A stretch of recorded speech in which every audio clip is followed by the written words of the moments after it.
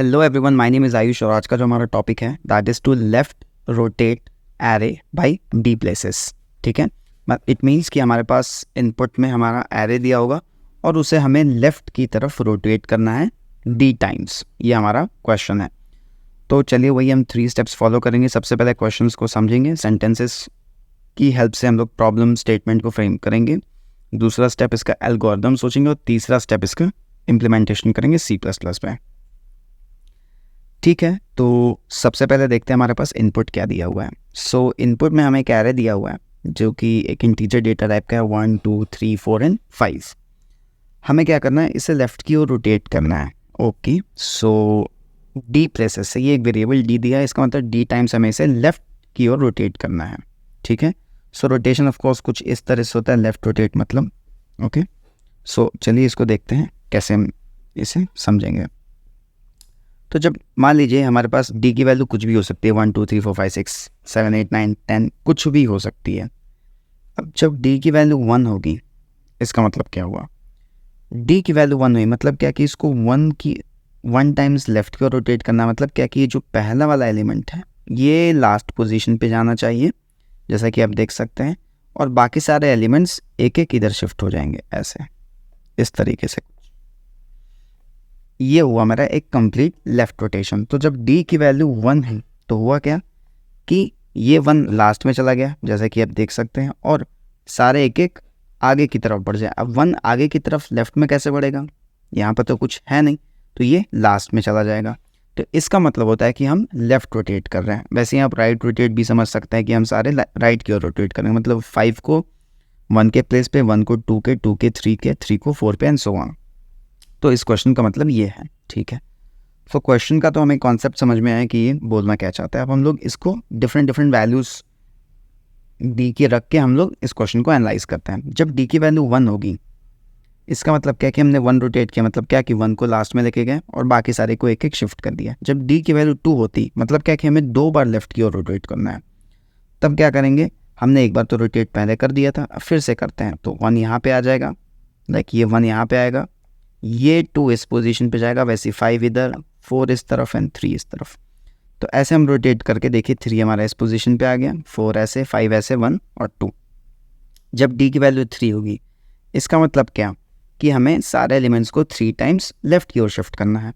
सो क्या होगा, देखिए ये 1 पहली बार शिफ्ट होकर यहाँ पे आएगा, दूसरी बार यहाँ और तीसरी बार यहाँ। तो हमारा आउटपुट में भी आप देख सकते हैं डी की वैल्यू जब 3 है तो 1 यहाँ पे है, फिर उसके आगे उसके जो भी एलिमेंट्स थे 2 3 एंड देन 4 एंड 5। वैसे ही डी इज इक्वल्स टू 4 आएगा तो हमारा इस तरह से कुछ करना है, sorry D is equals to 4 होगा तो हमारा इस तरह से कुछ आएगा एलिमेंट।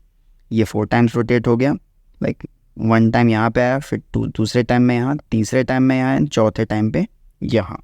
तो इस तरीके से हमारा डी इज इक्वल्स टू 4 में ये हमारा आउटपुट आना चाहिए। अब डी इज इक्वल्स टू 5 आएगा तो इस वैल्यू को हम लोग थोड़ा ध्यान से एनालाइज करते हैं। जब डी की वैल्यू 5 होगी तो डी की वैल्यू पे आप 5 पे देख सकते हैं, मतलब क्या कि जो 1 है ना। अच्छा एक बात और, जो यहाँ पे n है जो कि साइज ऑफ द एरे वो है 5, क्योंकि इसमें 5 एलिमेंट है, 1 2 3 4 एंड 5। अब डी की वैल्यू 5 दी है, खास एक तरह का रिलेशन हम यहाँ पर देखेंगे। जब डी की वैल्यू 5 है, इसका मतलब क्या कि 1 को 5 टाइम्स रोटेट करना है। अब क्योंकि जो हमारा एरे का साइज है वो भी 5 टाइम्स है, तो ऑफकोर्स एक चीज़ तो हम यहाँ से इन्फर कर सकते हैं कि जब हमारा d की वैल्यू n टाइम्स ही दिया होगा तो सारे एलिमेंट्स तो उसी पोजीशन पे आएंगे, तो रोटेट करने का तो ज़रूरत पड़ेगा ही नहीं। अगर d की वैल्यू n के टाइम्स है, मतलब d की वैल्यू n है, n क्या है, साइज ऑफ द एरे, तब जो हमारा एरे होगा उसमें रोटेशन के बाद भी कुछ फ़र्क नहीं पड़ेगा, वो वैसे ही दिखेगा। सो रोटेशन का कुछ मतलब नहीं है। सो एरे तो हमारा एज इट इज़ होगा। जब d इज इक्वल्स टू 5 है तो एरे का साइज़ भी 5 है, हम इसको 5 टाइम्स रोटेट करेंगे तो 1 टाइम में यहाँ पे आएगा, 2 टाइम में फिर यहाँ, 3 टाइम में यहाँ, 4 टाइम में और 5 टाइम में यहीं पर आ जाएगा, मतलब उसके ओरिजिनल पोजीशन पे। वैसे ही सारे एलिमेंट्स उसी पोजीशन पर आएंगे, उनके कुछ पोजीशन में डिफरेंस नहीं आएगी। तो ये एक ऑब्जर्वेशन काफ़ी इंपॉर्टेंट है। वैसे अगर मैं बोलूँ कि डी की वैल्यू लेट्स सपोज 10 रहती, तब भी वही चीज़ होती। 10 टाइम्स रोटेशन मतलब क्या कि उसी पोजीशन पे आती। क्यों? क्योंकि साइज ऑफ एरे 5 है। इसका मतलब क्या कि जितने भी 5 के मल्टीपल्स होंगे, 5 10 15 20 एंड सो ऑन, मतलब हमारे साइज ऑफ एरे के जितने भी मल्टीपल्स होंगे, उतनी बार अगर डी की वैल्यू हुई, मतलब उतनी बार अगर हमें रोटेट करने की ज़रूरत पड़ी, तब उससे कुछ फ़र्क नहीं पड़ने वाला है, एलिमेंट एज इट इज़ रहेगा जो हमारा जिस पोजीशन पे है अभी। तो ये एक इम्पॉर्टेंट कॉन्सेप्ट था। ओके, तो चलिए इसको थोड़ा और हम लोग एल्गोरिथमिक वे हम लोग इसका सोचते हैं कैसे होगा। अब देखिए, अब एक्चुअली हम क्या कर रहे हैं, मान लीजिए डी की वैल्यू 3 बोली, इसका मतलब क्या कि स्टार्टिंग के 3 एलिमेंट्स को हम लोग हटा के पीछे कर दे रहे हैं, राइट। यही हमें करना है। तो मान लीजिए हमारा एरे है 1 2 3 4 एंड 5। अब हमें इसे 2 टाइम्स लेफ्ट की ओर रोटेट करना है। इसका मतलब क्या कि हमारा जो आउटपुट होगा 3 4 5 1 एंड 2, इस तरह से कुछ हो जाएगा। अब ये क्या हुआ ना, 2 टाइम्स रोटेट करने को बोला था, डी की वैल्यू 2 थी, तो ये स्टार्टिंग के 2 एलिमेंट्स लास्ट में आ गए और ये 3 4 5 आगे की ओर आ गए। हमें इसी तरह से कुछ करना है। तो मैं क्या कर सकता हूँ, जो मेरा सबसे पहला जो मेरा अप्रोच 1 होगा वो क्या होगा। अप्रोच 1 में मैं क्या कर सकता हूँ कि एक एरे क्रिएट करूँ, ठीक है। एरे क्रिएट करने के बाद क्या, मुझे d is equals to, D की वैल्यू क्या दी गई है, 2 दी गई है। इसका मतलब क्या कि स्टार्टिंग के 2 एलिमेंट को लास्ट में रखो और बाकी सारे को आगे शिफ्ट कर दो। इसका मतलब क्या कर सकते हैं कि 3 4 5 लाइक 2 एलिमेंट्स मैंने स्किप की और एक पॉइंटर को यहाँ पे लोकेट किया 3 वाले पोजीशन पे, और यहाँ से लेके लास्ट तक सारे एलिमेंट को एक एक करके पुश करते गए। मतलब 3 पुश कर दिया, फिर 4 पुश किया, फिर 5 पुश किया, और फिर स्टार्टिंग के 2 एलिमेंट्स को पुश कर देते हैं 1 एंड 2। तो इस तरीके से हमारा आउटपुट जनरेट हो जाएगा। सो दिस इज़ आउटपुट जो कि हमारा रिक्वायर्ड भी है। तो इसमें हम क्या कर रहे हैं ना कि हम लोग 2 बार ट्रैवल कर रहे हैं। तो इसकी अगर मैं टाइम कॉम्प्लेक्सिटी चेक करूँ तो O ऑफ n होगी, क्योंकि हम इस एरे को ट्रैवर्स कर रहे हैं 2 टाइम्स। और स्पेस कॉम्प्लेक्सिटी क्या होगी, O ऑफ n, क्यों, क्योंकि हम ये एक्स्ट्रा एरे ले रहे हैं जो कि हमारे एल्गोरिथम के हिसाब से रिक्वायर्ड है, जिसमें हम लोग स्टार्टिंग के 2 एलिमेंट को लास्ट में रख दे रहे हैं और बाकी सारे एलिमेंट्स को हम लोग स्टार्टिंग में रख दे रहे हैं। ये अप्रोच हमारे काम की है। तो ये अप्रोच 1 काम कर जाएगा, जिसकी time complexity O of n है और space complexity O of n है। अब हम चाहते हैं कि हम ये O ऑफ n स्पेस भी ना लें।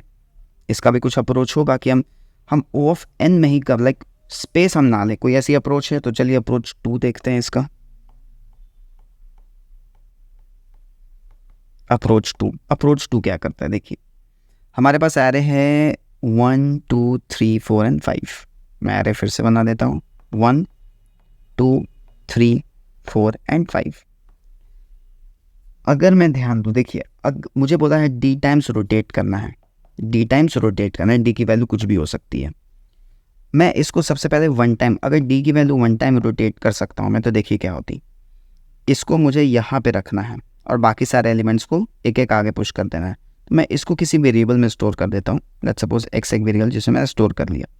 अब मैं क्या करता हूँ, एरे की शिफ्टिंग कर देता हूँ। 2 को इस पोजीशन पे लाया, 3 को 2 के, 4 को 3 पे, जो कि हम हमारे स्टार्टिंग वाले प्रॉब्लम में भी देख रहे हैं, और 5 को 4 पे। इसका मतलब 2 पहले आ जाएगा, 3 आ जाएगा, 4 आ जाएगा, 5 आ जाएगा, और लास्ट वाला पोजीशन में भी 5 रहेगा, ठीक है। बट उसकी जगह क्या करेंगे ना, हम हमारे इस एलिमेंट को कॉपी कर देंगे जो पहला वाला था, जो कि 1 है। तो देखिए ये 1 टाइम तो रोटेट हो गया। मुझे इसे करना कितने बार है, d टाइम्स करना है। कितनी बार, d टाइम्स। तो इसी प्रोसेस को अगर मैं d टाइम्स कॉल कर दूं तब हमारा प्रोसेस आ जाएगा। अब मान लीजिए d की वैल्यू 2 रहती, तो फिर मैं क्या करता, 2 को कहीं स्टोर कर दिया किसी वेरिएबल में। अब 2 के प्लेस पे 3 को रख देते, 3 के प्लेस पे 4 को, 4 के प्लेस पे 5 को। तो कुछ एरे इस तरह से हो जाता, 3 4 5 और 1। और 2 हमारा x में स्टोर था, यहाँ पे भी 1 रहता, तो मैं इस 1 को हटा के मैं 5 रख दिया होता, तो यहाँ पे 2 रख दिया होता। तो ये हमारा एरे रोटेट हो गया। तो ये कॉन्सेप्ट भी हमारे लिए काम कर जाएगा। अब इसकी जो अप्रोच है, देखिए इस अप्रोच की टाइम कॉम्प्लेक्सिटी को थोड़ा डिस्कस करते हैं। हम क्या कर रहे हैं ना, d की वैल्यू जब 1 है, लाइक एक बार हम रोटेट करना सीख जा रहे हैं, उसी को हम लोग बार बार कॉल कर दे रहे हैं। एक बार रोटेट करने के लिए O ऑफ n टाइम्स ले रहे हैं, क्यों, क्योंकि हम एरे की शिफ्टिंग कर रहे हैं, राइट। इस एरे की शिफ्टिंग करें तो एरे को हमें पूरा ट्रैवर्स करना पड़ेगा, तो O ऑफ n तो लग रहा है ट्रैवर्सल में। अब क्योंकि इस प्रोसेस को मुझे d टाइम्स करना है, कितनी टाइम्स, d टाइम्स, तो इसकी ओवरऑल टाइम कॉम्प्लेक्सिटी हो जाएगी n इंटू d। और स्पेस कॉम्प्लेक्सिटी, हमने कोई स्पेस तो लिया ही नहीं, उसी एरे में हम लोग बार बार रोटेट कर रहे हैं, तो स्पेस कॉम्प्लेक्सिटी हो जाएगी O ऑफ 1। तो देखिए यहाँ पे हम स्पेस तो कुछ नहीं लिए, लेकिन हमने ये d टाइम्स और बढ़ा दी, तो टाइम कॉम्प्लेक्सिटी बढ़ा दी और स्पेस कॉम्प्लेक्सिटी रिड्यूस कर दी। अच्छा, तो ये अप्रोच भी सही है। एक और इसकी एक स्टैंडर्ड अप्रोच है जो आपको पता होना चाहिए, वो काफ़ी अच्छी एक टेक्निक है। जो हमारी अप्रोच थी। अब मान लीजिए हमारा एरे दिया हुआ है यहाँ पर 1 2 3 4 एंड 5 और डी की वैल्यू है लेट्स सपोज 2 है, हमें इसे 2 टाइम्स लेफ्ट रोटेट करना है। मैं क्या कर सकता हूँ कि देखिए हमें क्या करना है ना, हमें ये डी स्पेस जो डी टाइम लेना है ना उसको भी ऑप्टिमाइज़ करना है, और स्पेस तो जितना ले रहा है उतना ही लेना है, मतलब इन प्लेस भी करना और एक ही बार ट्रैवर्सल करना है। एक जो ऑब्जर्वेशन जिससे ये टेक्निक बनी है वो ये है कि मान लीजिए अगर मैं हमारे इस एरे में इन दो को रिवर्स कर दूँ, आप बस इसको पहले देखिए फिर आपको ये टेक्निक याद करके ही रखना है कि अच्छा ऐसे होती है। मैं इन दोनों को फिलहाल रिवर्स कर देता हूँ। रिवर्स हम जानते हैं कि 2 1 की जगह स्वैप हो जाएंगे, सो 2 1 हो गया। अच्छा स्टेप 1 हमने ये किया, स्टेप 1 था हमारा ये। स्टेप 2 क्या करेंगे, हम इसको जो ये वाला हमारा 3 4 5 है ना इसको भी रिवर्स करते हैं फॉर टाइम बिंग। 5 4 3 हो गया, ठीक है, ये तो स्टेप 2 हो गया, मतलब हमने 5 4 3 को यहाँ पे रिवर्स कर दिया। सॉरी मैंने यहाँ पे लिख दिया, हमने क्या किया यहाँ पर 5 4 3 को रिवर्स कर दिया।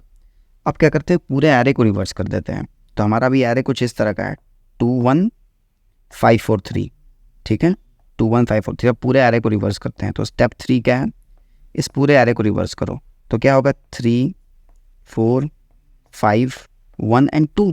वाह, ये एक मैजिक की तरह एक्ट किया, राइट। आप देखिए हमने 3 स्टेप्स में इसको सिंपली किया और लास्ट स्टेप में जो हमारा रिक्वायर्ड था रिजल्ट, देखिए 3 4 5 1 2 3 4 5 1 2 ये चीज़ काम कर गया और हमारी time complexity of N maintain रही है। तो ये काफ़ी अच्छा स्टैंडर्ड टेक्निक है, रिवर्सल टेक्निक इसको बोलते हैं। अगर आप इसको जितने अच्छे तरह से जितनी बार प्रैक्टिस करेंगे आप फिर से इस अप्रोच को कई बार लगा सकते हैं, या क्वेश्चन लेफ्ट रोटेट का हो या क्वेश्चन राइट रोटेट का हो। ये टेक्निक आपको सोचनी पड़ेगी उस वक्त कि कैसे करूँ, पहले इसको रिवर्स कर दिया फिर इसको रिवर्स कर दिया फिर पूरे को रिवर्स कर दिया। कई बार होगा कि आप देखेंगे कि इस पार्ट को रिवर्स कर रहे होंगे, इस पार्ट को, फिर पूरे एरे को रिवर्स कर रहे होंगे, तो आपको उस क्वेश्चन के हिसाब से ये टेक्निक लगा के देखनी हो इस टेक्निक को लगा के देखनी पड़ेगी कि ये अप्रोच कैसे काम कर रहा है। तो आई होप आपको ये तीनों अप्रोच समझ में आए। इस थर्ड अप्रोच की जो time complexity O of n है और स्पेस कॉम्प्लेक्सिटी O ऑफ 1 है, जो कि रिक्वायर्ड भी होती है हमेशा। तो आपने क्वेश्चन को देखा हमने किस तरह से इसको ऑप्टिमाइज़ किया। पहले हम लोग O of n time complexity space complexity में कर रहे हैं, फिर हमने स्पेस को रिड्यूस किया तो थोड़ी सी टाइम बढ़ गई, फिर उसको फर्दर रिड्यूस करके हमने O of n time complexity और ऑफ 1 स्पेस कॉम्प्लेक्सिटी में से सॉल्व किया। तो चलिए अब इसका हम लोग अप्रोच देखते हैं, इसको हम लोग कोड करके देखते हैं, राइट, C++ में। तो देखिए मैंने पहले से ही कोड इसका लिख के रखा हुआ है। अब मैं आपको स्टेप वाइज इसको समझाता हूँ कि ये कैसे हमने लिखा है या कैसे इम्प्लीमेंट किया है। तो देखिए हमारा एक इंट मेन फंक्शन है। हमने सबसे पहले क्या किया है कि यूज़र से हमारे एरे का साइज़ ले लिया है, हमने यहाँ पर एक एरे डिफाइन कर दिया, यूज़र से इनपुट ले लिया, और एक और डी थी, डी एक वो वेरिएबल है जिस वो बताएगा कि कितने टाइम्स हमें से लेफ्ट रोटेट करना है। ओके, अब देखिए एक ये कॉन्सेप्ट देखिए, अगर डी की वैल्यू 0 है मतलब हमें एक भी बार रोटेट नहीं करना है, तो हमें array as it is return करना है। तो मैंने एक प्रिंट नाम का एक फंक्शन बनाया जो कि सिंपली उस एरे को प्रिंट कर देगा। एक सिंपल सा फॉर लूप लगाया है मैंने, ऑफकोर्स फंक्शन के रूप में इसको प्रेजेंट किया, आप चाहे तो सिंपली एक फॉर लूप यहाँ पे बना के लिख सकते हैं। या डी की वैल्यू जब n हो, मैंने आपको बताया डी की वैल्यू 0 या डी की वैल्यू n हो, इन सारे केसेस में हमें एरे को उसी तरह प्रिंट करना है। अब देखिए ये जो स्टेप है वो इम्पॉर्टेंट है जहाँ पे हमने डी को n के साथ मॉडुलस ले लिया। इसका मतलब क्या है, देखिए अगर हमारी डी की वैल्यू 6 है और हमारा साइज़ ऑफ एरे 5 है, तो देखिए जो हमारा हम लोग 1 टाइम 2 टाइम 3 टाइम 4 टाइम ऐसे ऐसे करके 6 टाइम्स रोटेट करेंगे लेफ्ट साइड। अब देखिए डी इज इक्वल्स टू जब 5 होती, अगर हमारे डी की वैल्यू 6 है तो उसको मैं 5 + 1 लिख सकता हूँ, मतलब n + k लिख सकता हूँ, राइट, n + k के फॉर्म में लिख सकता हूँ, क्योंकि n टाइम्स तो मुझे कुछ रोटेट करने की ज़रूरत ही नहीं पड़ेगी, n टाइम्स तो कुछ रोटेट करने की ज़रूरत ही नहीं पड़ेगी। तो करनी कितनी पड़ेगी, जो जितनी बचेगी, लाइक मान लीजिए डी की वैल्यू हमारी यहाँ पे मैं कमेंट कर देता हूँ, डी की वैल्यू 6 होती और हमारी n की डी की वैल्यू क्या होती है 6 होती है और n की वैल्यू 5 है, तो इस 6 को मैं ऐसे लिख सकता हूँ ना 5 + 1। ये देखिए 5 रोटेशंस में तो कुछ रिजल्ट नहीं आने वाला क्योंकि वो एज इट इज़ ही रहेगा, बस ये 1 टाइम हमें रोटेट करना है। तो इस चीज़ को हम लोग कैसे लिख सकते हैं, मान लीजिए डी की वैल्यू 7 रहती तो 5 + 2 लिख रहे होते तो हमें सिर्फ 2 टाइम्स रोटेट करना पड़ता, मतलब इसको मैं n + समथिंग k के फॉर्म में लिख सकता हूँ। और वो ये k क्या है, के हमें एक्चुअल कितने टाइम रोटेट करना है, तो वो के की वैल्यू डी मॉडुलस एन करके आएगी, जिसको मैं डी में स्टोर कर लिया, आप चाहे तो के में भी स्टोर कर सकते हैं। तो आई होप आपको ये चीज़ समझ में आई होगी। ओके, सो यहाँ पे था डी मॉडुलस एन। अब देखिए, सबसे पहले हमारा जो स्टेप 1 था, हमारा जो पहला मेथड था जिसमें मैंने बताया था कि हम लोग ओ ऑफ एन स्पेस को ऑप्टिमाइज़ कर रहे हैं, तो उसमें क्या करते हैं हम लोग शिफ्ट कर रहे होते हैं एरे को। हमें पता होता है एक बार का हम लॉजिक लिख सकते हैं। देखिए, अगर मुझे सिंपली एरे को सिर्फ एक बार रोटेट करना होता तो उसका मैंने यहाँ पे लॉजिक ले रखा है। यहाँ पे क्या कर रहा है, मैं एरे की शिफ्टिंग, जो पहला वैल्यू है जो 0th इंडेक्स पे उसको स्टोर करते थे और बाकी सारे को शिफ्ट कर देते, मतलब इस पर्टिकुलर पोजीशन पे i+1 वाले एलिमेंट को रख देते थे और ऐसे ही हम लोग लूप चला देते थे, और लास्ट वाले पोजीशन पे जो स्टार्टिंग वाला एलिमेंट है वो रख देते। तो इससे क्या होता है, एक बार रोटेट हो जाती थी। तो ये मैंने एक बार रोटेशन का लॉजिक लिख दिया। हमें वैसे ही डी टाइम्स करना है, राइट। तो यहाँ पर डी माइनस माइनस मैंने किया और इस तरह से हमारा एरे प्रिंट हो जाएगा, हमारा पूरा एरे डी टाइम्स रोटेट हो जाएगा। ये तो मेथड 1 हुआ था। अब मैंने आपको रिवर्स टेक्निक भी सिखाई थी, तो ये देखिए मैंने रिवर्स टेक्निक का भी यहाँ पे कोड लिखा है, उसको हम लोग एक बार देख लेते हैं।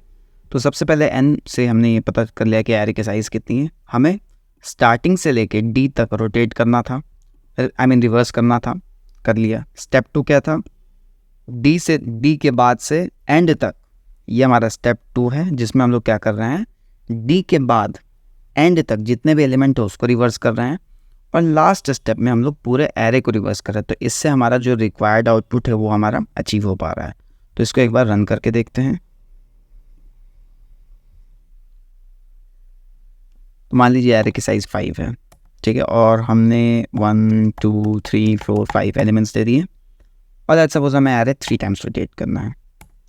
तो देखिए 3 2 1 एज हमारे लास्ट में चलेगा और 4 5 स्टार्टिंग में आ गया। तो इस तरह से हमने हमारे एरे को रोटेट कर दिया। रिवर्स टेक्निक आप हमेशा याद रखें, इसका हमें कोड लिखते लिखते याद हो जाता है, तो अगर ये हमें पता रहे तो ज़्यादा अच्छा है, और अगर स्क्रैच से अगर करना है उस चीज़ को इम्प्लीमेंट तो ये रही है उसकी कोडिंग। तो आई होप आपको आज का ये वीडियो समझ में आया होगा। अगर आपको कहीं भी लगता है किसी कॉन्सेप्ट में डाउट इस वीडियो के रिगार्डिंग, तो प्लीज़ आप कमेंट कीजिए, मैं आपको कमेंट सेक्शन में एक्सप्लेन करने की पूरी कोशिश करूँगा। अगर आपको ये वीडियो अच्छा लगा तो प्लीज़ इसे लाइक करें। अगर आपको चैनल का कंटेंट अच्छा लगता है तो प्लीज़ इस चैनल को सब्सक्राइब करें। Thank you.